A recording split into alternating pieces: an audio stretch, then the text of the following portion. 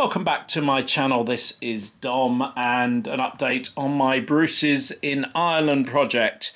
Anybody who's been following this will know that I went down the rabbit hole watching some videos on YouTube, like you do when you've got nothing better to do, and discovered a whole campaign that I wasn't familiar with. 3-year invasion of Ireland by Edward Bruce, younger brother of Robert Bruce, after the defeat of the English at Bannockburn.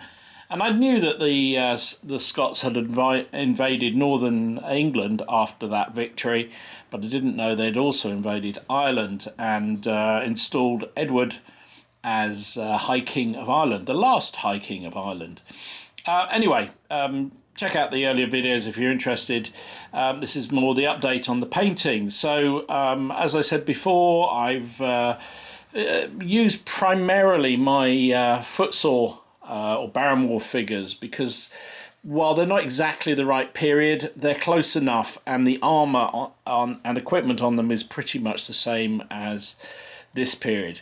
So that's what I've been doing. So I've made some good progress. The army's coming, well, the two armies are coming together because I've decided to do a Scottish army and an Anglo-English or Anglo-Irish army, and probably a few Irish in there as well, just so I've got variety. And it's coming along very well. I had 2 weeks out because I was on holiday. But even so, I'm quite satisfied with the progress we've made. So going around on the turntable right now is another unit of just light infantry bowmen. These will be skirmishers. I'm going to have 2 units of them. I've already done one, which you've previously seen if you've watched these videos.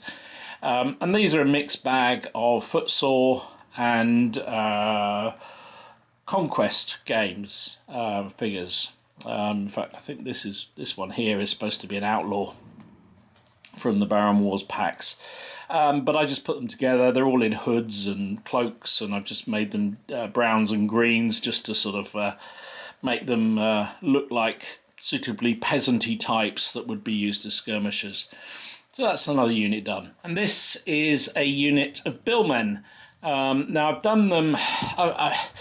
Finding out heraldry for this period is rather tricky. I'm not sure there was a huge amount back in this period, but I've just taken a few artistic licenses and used the yellow and the blue from Mortimer, who was one of the Anglo-Irish lords who fought against the Bruces in Ireland.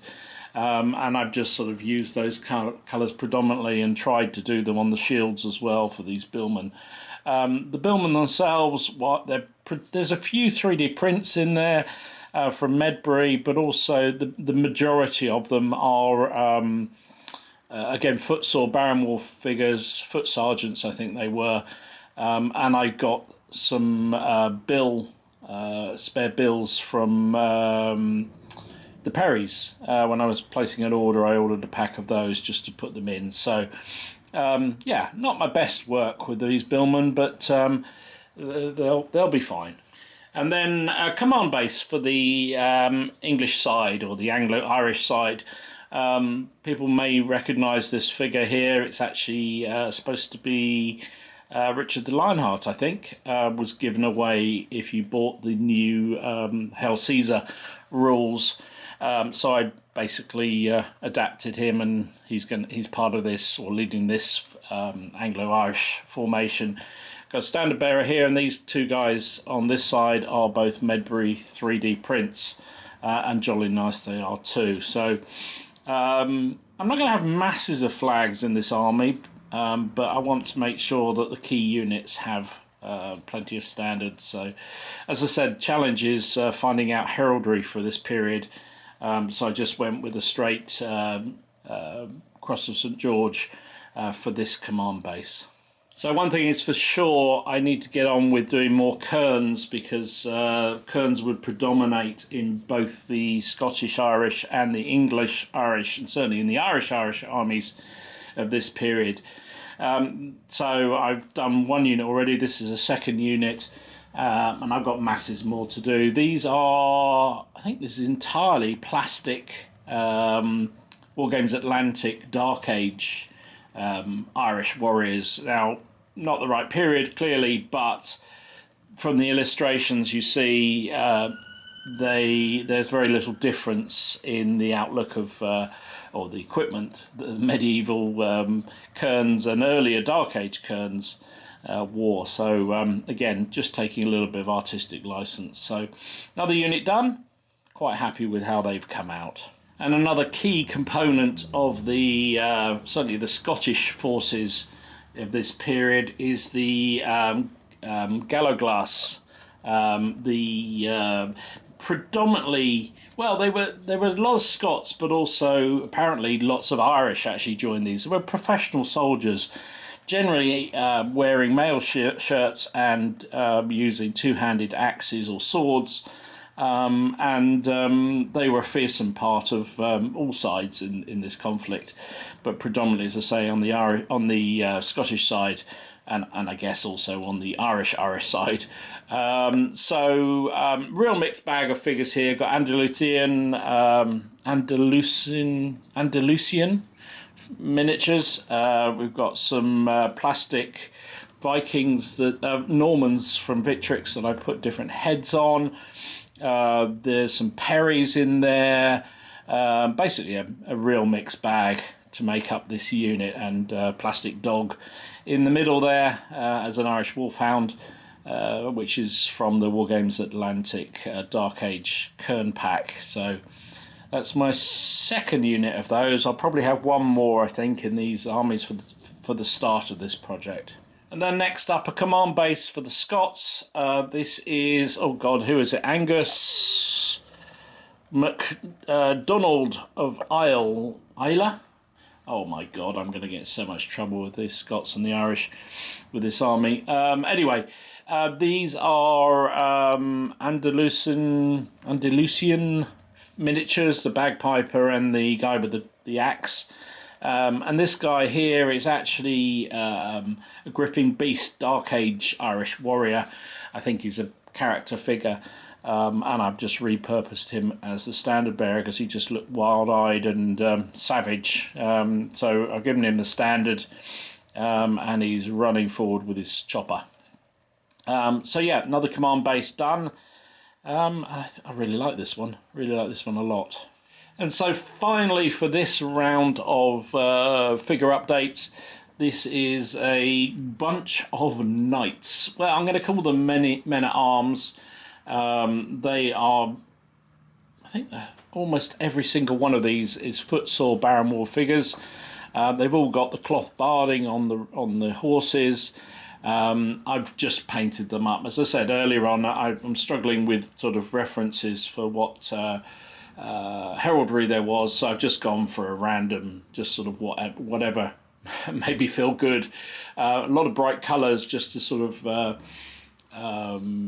provide contrast to all the dark and dingy Irish warriors this army will have.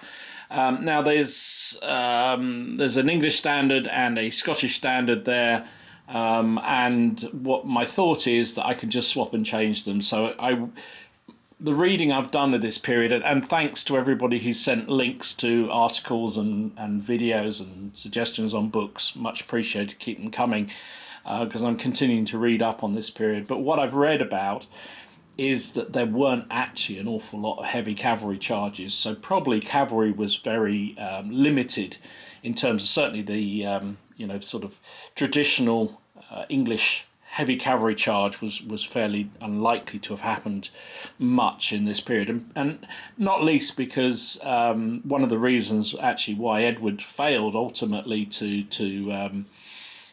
become he became High King of Ireland, but he was killed 3 years into his invasion.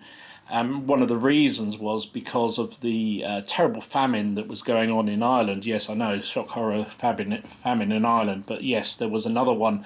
It's unlikely that as an invading force trying to maintain their forces, like the Scottish were, that they could maintain high degree of horse flesh for their soldiers. So it's unlikely, certainly as the campaign went on, that there would have been many, if any, mounted cavalry. So I think I'm only going to allow them to have a small cavalry formation, if any at all, and probably similarly with the English, or the Anglo-Irish, because although they were drawing support from a lot more lands because they controlled the majority of Ireland. The same famine was still existing, and it was unlikely there was huge numbers of cavalry, and probably what there were largely Irish or mercenary forces. So I think sort of heavy cavalry like these knights would be very sparsely used. So anyway, upshot is I've got 1, 2, 3, 4, 5, 6, 7, 8 bases, which would allow me to field 2 small units, one for each side. Or maybe just one regular side on one side, and then just have dismounted knights particularly for the Scottish, I think. So anyway, there you go. That's a colourful addition to the army. And so I thought would be fun to take a look at where we are with where I am with this project. So this is all I painted so far. I'm quite pleased with them. Now, there's a bit of a cheat because you can see the Scottish pike here and Scottish pike here. I painted for, I have done a battle of Scottish troops to join the Lancastrian side in my War of the Roses factions, and so I'd already painted up these largely 3D printed, in fact I think they are entirely 3D printed Medbury pikemen, who are actually from the right period. They're a bit late, they're a bit early for War of the Roses, in fact far too early for the War of the Roses, but they're perfect for this period. So they can double up is basically the idea.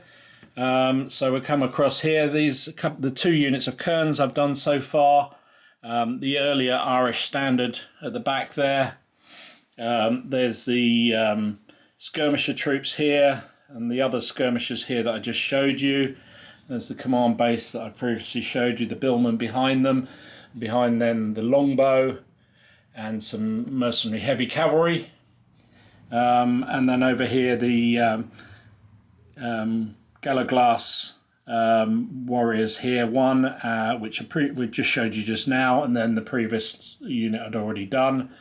Big unit of peasants, and then the Scottish, no, that's the English knights and Scottish knights there, split into their 2 small units, and the English standard bearer. So I'm quite pleased with the progress. I think it's coming together quite well. Forgive the terrain here, it's set up for a game rather than for the displaying of this army, but I couldn't be bothered to move it. But I'm quite pleased with the progress so far. And I say, lots more Kerns I need to do, that's for sure. They're actually the quickest to paint, but they're also the most boring to paint. But I've only got the 2, and I need probably 4 to 6, I'm thinking.